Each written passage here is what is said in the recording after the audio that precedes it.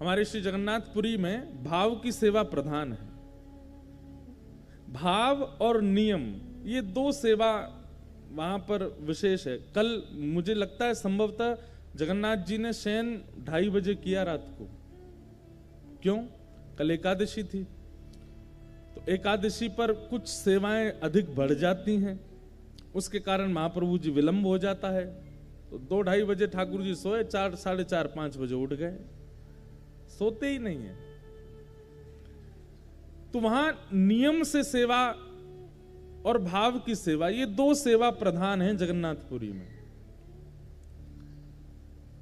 कभी ऐसा विचार करें कि भाई रात्रि 11 बज गए, 12 बज गए, ठाकुर जी को शयन करा दें और सेवाएं कुछ अधूरी रह गई हैं, तो शयन नहीं करेंगे ठाकुर, पहले सेवा पूरी होगी, चाहे उसके लिए 4 बज जाएं सुबह के, उसके बाद ही शयन होगा ठाकुर जी का। कई बार तो हमें लगता है कि जगन्नाथपुरी में 20-30 मिनट के लिए ही कपाट बंद होते होंगे और फिर खुल जाते होंगे, इतनी देर का ही शयन होता है। भाव की सेवा और नियम की सेवा, ये दो सेवा विशेष हैं जगन्नाथपुरी में। वैदिक सेवा कहीं ना कहीं इतनी प्रधान नहीं है जगन्नाथपुरी में। और स्पष्ट बात है कि जहां भाव की सेवा प्रारंभ हो जाती है, फिर वहां वैदिक सेवा हो नहीं पाती। वैदिक सेवा समझ रहे हैं? वैदिक सेवा मतलब जो वेद वेदांतों में निष्णित है, जो आचार्यों ने बताई हुई है, जिसमें अपरस की भावना आदि आदि ये सब है, वो कहीं ना कहीं भाव की सेवा के आगे न्यून पड़ जाती है।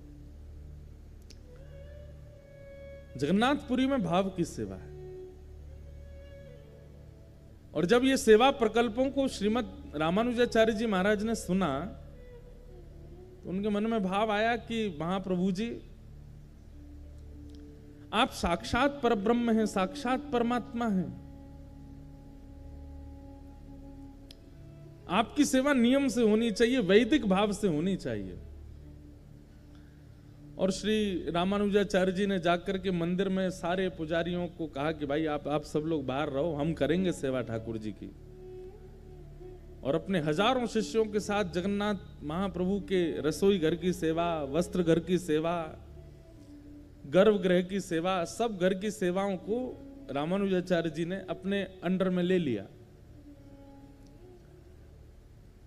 लेकिन महाप्रभु जी जब भाव की सेवा से रुचिकर हो चुके थे, तो उनको वैदिक सेवा में आनंद नहीं आ रहा था। और ऐसा भाव बताते हैं कि 4 दिन में ही श्री जगन्नाथ महाप्रभु का जो श्री विग्रह है वो पतला पतला सा होने लगा। ऐसे लगने लगे ठाकुर जी सूख गए हैं क्या, डाइटिंग कर रहे हैं बहुत ज्यादा। हमको जब महाप्रभु जी के जब सब अंग से भी मिलते हैं ना, वो लोग बताते हैं, बोले महाराज जी नवकलेवर के बाद जो प्रथम दर्शन होता है ना जगन्नाथ जी का, आप उसमें जगन्नाथ जी को देखेंगे तो आपको ऐसा लगेगा कि ये कितने पतले से ठाकुर जी हो गए। लेकिन बोले जैसे जैसे सेवा होती रहती है श्री महाप्रभु जगन्नाथ जी, ऐसा लगने लगता अब थोड़े मोटे हो गए, अब थोड़े ने इनका वजन बढ़ गया है। नव कलेवर के पहले दिन के ठाकुर जी बिल्कुल ऐसे लगेंगे पतले दुबले। तो श्री रामानुजाचार्य जी और सब शिष्यों ने जब सेवा करना प्रारंभ किया, तो महाप्रभु जी मानो जैसे अपने भक्तों के विरह में वजन घटा लिया ठाकुर जी ने।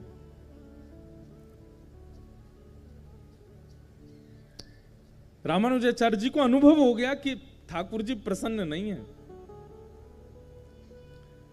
ठाकुर जी से कहा, बोले जय जय क्या हुआ, आप इतने उदास क्यों लग रहे हैं? तो महाप्रभु जी बोले, मुझे अपने उड़िया वैष्णव भक्तों की याद आती है। वो लोग मेरा जैसे भोग लगाते हैं, वो लोग मेरी जैसे आरती करते हैं, वो लोग मेरा जैसे वस्त्र पहनाते हैं, उसमें मुझे बहुत सुख मिलता है। मुझे उसके आगे वैदिक सेवा में रुचि नहीं आ रही है, मुझे वो भाव की सेवा ज्यादा अच्छी लगती है। आप अपने शिष्यों को लेके चले जाओ, वो उड़िया भक्तों को ही भीतर भेजो, मैं उनसे ही सेवा कराऊंगा अपनी।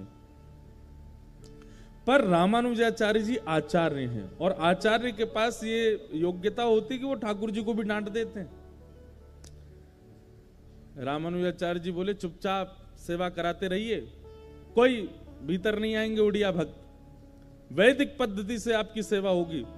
4 बजे मंगला का मतलब 4 बजे मंगला हो जाएगी, और रात्रि 9:30 बजे तक आपका शयन, तो मतलब 9:30 बजे के बाद कुछ नहीं, शयन हो जाएगा। इस पद्धति से भोग बनेगा, इस पद्धति से वस्त्र होंगे, इस पद्धति के आभूषण होंगे। महाप्रभु जी ने पहले निवेदन किया कि आप उनको सेवा में आने दो, लेकिन जब रामानुजाचार्य जी बोले नहीं, वैदिक पद्धति से ही होगी, तो ठाकुर जी रात्रि में बलभद्र सुभद्रा जी के साथ बैठे मीटिंग कर रहे हैं। बोले क्या करें, ये रामानुजाचार्य जी को कैसे भेजें यहां से? अरे हमको ये बहुत अच्छे लगते हैं, हमको बहुत प्रिय हैं। अच्छा एक और बात है, बलभद्र जी ही रामानुजाचार्य जी बन के आए तो कितनी मीटिंग करें भीतर, इनको सब पता चल जाता है। तो ठाकुर जी बड़े संकोच में, सुभद्रा जी से कुछ काना फूसी भी करते हैं तो बलराम जी देखते हैं क्या हो रहा है। अब कैसे कहें, यही तो रामानुजाचार्य बन के आए हैं।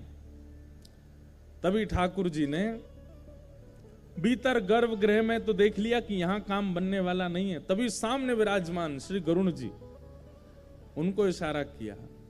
अच्छा देखो एक बात, ये तो हम लीला सुंदर करने के लिए ऐसा बोल देते, परंतु ठाकुर जी के तो मन के भाव सब समझ जाते हैं।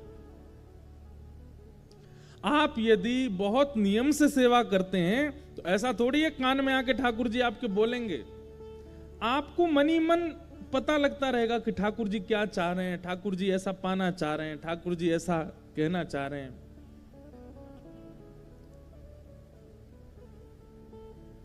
कल हम जब महाप्रभु जगन्नाथ जी का दर्शन करने गए तो मैंने तो कई बार कथाओं में कहा है कि हम तो ठाकुर जी से कुछ ना कुछ पूछते रहते हैं। इधर देखो ठाकुर जी आ गए कथा में। जब कथा में लाइट जाए तो समझो ठाकुर जी आ गए।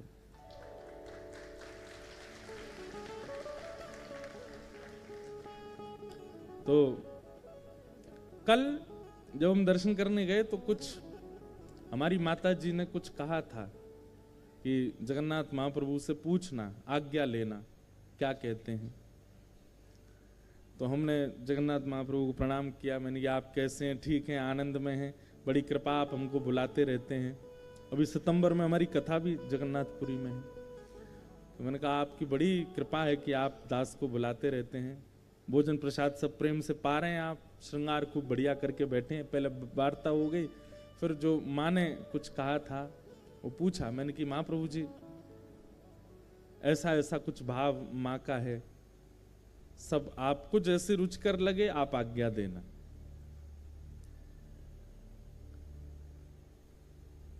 अब मैं बैठा था, कोई आज्ञा तो कुछ दी नहीं उन्होंने, ऐसा कुछ मन में आया नहीं कि ये कह रहे हो कि हाँ ठीक है।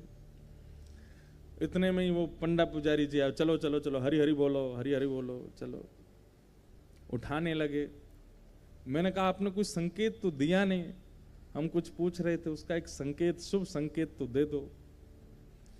तो मैंने मन में विचार किया कि ये पुजारियों के हाथ में जो डंडी लगी रहती हैं, 2 डंडियां लगी रहती हैं, उसको ऐसे मारते हैं सिर पे। मैंने कहा अगर ये डंडी पड़ी तो समझ जाऊंगा ठाकुर जी मना कर रहे हैं, और अगर कोई ठाकुर जी की प्रसादी माला आ गई तो समझ जाऊंगा हाँ कह रहे हैं।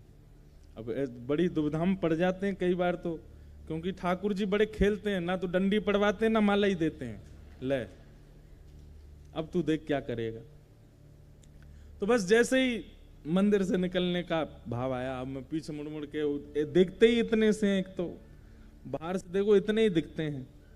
यहाँ के जगन्नाथ जी तो फिर भी इधर वालों को तो दिख रहे होंगे, इधर वालों को तो कैसे इतने ही दिख रहे होंगे। तो मैंने कि संकेत दे दो कुछ। इतने में ही बस कहा ही था, एक पुजारी जी भीतर थे, वो पहचान गए, दौड़ गए, रुको रुको रुको रुको व्यास जी रुको रुको रुको, झोली करो। तो मैं वस्त्र आगे किया, उसमें तुलसी जी पधरा दी और फिर ठाकुर जी के श्री अंग का कमल पधरा दी। लो ऐसे हमारे ठाकुर जी हैं श्री जगन्नाथ जी। तो ठाकुर जी ऐसा नहीं कि कान में आके कुछ कहते होंगे या आपको बैठा के बोलते होंगे। जब आप सेवा में निमग्न हो जाते हैं तो आपको अनुभव ही हो जाता है कि ठाकुर जी क्या संकेत कर रहे हैं, और या फिर इस प्रकार से कुछ ना कुछ संकेत इधर उधर के कर देते हैं। तो ठाकुर जी ने कहा भाई गर्भगृह में तो बलराम जी बैठे हैं, यहां तो मीटिंग करना सब फेल है, लेकिन ये रामानुजाचार्य जी और इनके भक्त यहां से कैसे जाएं? वो बेचारे उड़िया भक्त हमारे बाहर खड़े हैं, वो भीतर कैसे आएंगे? हमको उनकी याद आ रही है। तो जैसे ही प्रातःकाल ब्रह्म मुहूर्त में सबसे पहला महाप्रभु जी का दर्शन करते हैं श्री गरुण जी महाराज, गरुण स्तंभ सामने। गरुण जी बोले जय जय आज्ञा करो। बोले बलराम जी को पता नहीं चलना चाहिए, और ये रामानुजाचार्य जी और इनके जितने शिष्य ये रात में जैसे ही सोवे जामे, आप सोते हुओं को ही अपने पंख पे बिठा करके दक्षिण में छोड़े आओ और द्वार खोल दो बाहर के, हमारे जो उड़िया भक्त हैं उनको भीतर कर दो। अर्धरात्रि का समय, और यहां सब प्रसाद पाकर के शयन के लिए गए थे, और इतने में गरुण जी सब भक्तों को अपनी कमर पर बिठाए, किसी को भी पता नहीं चला। भाई योग निद्रा तो ठाकुर जी करना बहुत अच्छे से जानते हैं। जब कंस के कारागृह में प्रकट हुए तो कंस और सारे दरबान कितनी गहरी नींद में सोए। हमारे यहाँ वैदिक रूप से कहा भी जाता है ना, या देवी सर्वभूतेषु निद्रा रूपेण संस्थिता। ये निद्रा भी, अगर आपको रात्रि सोए और सीधे सुबह उठे, बीच में एक बार भी आंख नहीं खुलती है, तो उस समय यही सोचना चाहिए कि ये देवी साक्षात निद्रा देवी आई थी आज, इसीलिए अखंड निद्रा आई है। बीच में कईयों को खंडित निद्रा आती है, बीच बीच में उठ जाते हैं, आंख खुल जाती है या कुछ, लेकिन कई लोगों को अखंड निद्रा आती है। अखंड निद्रा का मतलब ऐसा नहीं कि कुछ चोर चोरी कर ले गए तुम उठ ही नहीं पाए। अखंड निद्रा का मतलब ऐसा होता है कि आप डिस्टर्ब नहीं होते, बस एक बार आंख लगी सीधे सुबह उठते हैं। ये भी ठाकुर जी की कृपा से होता है। वो देवी का स्वरूप माना जाता है उस निद्रा को। योग निद्रा में सोए थे सारे रामानुजाचार्य जी के भक्त और रामानुजाचार्य जी, और श्री गरुण जी महाराज ने अपने पीठ पर बिठाया और लेकर के सीधे त्रिचिरापल्ली, तिरुचि के पास में श्रीरंगम, वहां ले जाकर के सुला दिया। जैसे ही मंगला का समय हुआ, महाप्रभु जी श्री रामानुजाचार्य जी और सब भक्त उठे, तो देख करके घबरा गए। बोले खंबे बदल गए, छत बदल गई, कमरे बदल गए, ये हुआ क्या? इधर उधर दौड़े, बोले कहां आ गए हम लोग। जैसे ही भवनों से बाहर निकल के देखा तो श्री रंगनाथ भगवान का गौपुरम दिखाई दिया। तब अरे ये तो हम दक्षिण में आ गए। तब श्री रामानुजाचार्य जी मंद मंद मुस्काने लगे, बोले जय हो महाप्रभु जी, खुद ही वेदों का निर्माण करवाया है, खुद ही वैदिक नियम बनाए हैं, खुद ही पालन नहीं कर रहे हैं। क्यों? क्योंकि भाव की सेवा ठाकुर जी को बहुत प्रिय लगती है। भाई देखो, एकमात्र संसार में एक रस्सी है ऐसी जिसका नाम है प्रेम, प्रेम पाश, जिसमें परमात्मा से लेकर के जीवात्मा सब बंध सकते हैं। और प्रेम की इस पाश में इतनी सामर्थ्य सबको बांध सकता है। ठाकुर जी बंध गए, और उस प्रेम की पाश में बंधे ठाकुर जी का प्रत्यक्ष दर्शन होता है जगन्नाथपुरी में। वहां के जो अर्चक हैं, कई बार वो आपको हो सकता है कि कुछ, कई बार हो सकता है कि आपको कुछ ऐसा कह दें या कुछ करें, पर फिर भी ठाकुर जी को वो वैसे ही प्रिय हैं, इसलिए उनको वैसे ही स्वीकार करो। तो आचार्य कौन है? श्री बलराम जी, इसलिए वो सत्य स्वरूप है। और मध्य में विराजमान है श्री सुभद्रा जी, वो चैतन्य स्वरूप है। ब्रह्मांड में कितने भी लोग महाप्रभु जगन्नाथ जी का दर्शन करने जाएं, बलराम जी के दर्शन से चूक जाओगे, जगन्नाथ जी के दर्शन से भी चूक सकते हो, लेकिन सुभद्रा जी के दर्शन से कोई नहीं चूकता। इनके दर्शन सबको होते हैं। अच्छा, एक बात सुभद्रा जी की बड़ी विशेष है, इन्होंने अपने हाथ तो कर रखे हैं पीछे, एक हाथ ले रखा है जगन्नाथ जी का, दूसरा हाथ ले रखा है श्री बलराम जी का, मानो जैसे ये दोनों के गले में गलवैयां डाल करके बैठी हैं, और सामने आए हुए जीव को देख करके तुरंत आंकती हैं। अगर वो व्यक्ति अज्ञानी है, कहीं ना कहीं ज्ञान से विमुख है, तो उस पर बलराम जी को कहती हैं इस पर कृपा करो। और यदि कोई व्यक्ति भाव युक्त है, उसको महाप्रभु जी को कहती हैं आप इस पर कृपा करो। तो सामने आए हुए जीव को परख करके बलराम जी के पक्ष में भेजना है कि जगन्नाथ जी के पक्ष में देखना है, ये निर्णय श्री सुभद्रा जी करती। इसलिए सबको दर्शन श्री सुभद्रा जी का होता है, वही चैतन्य है।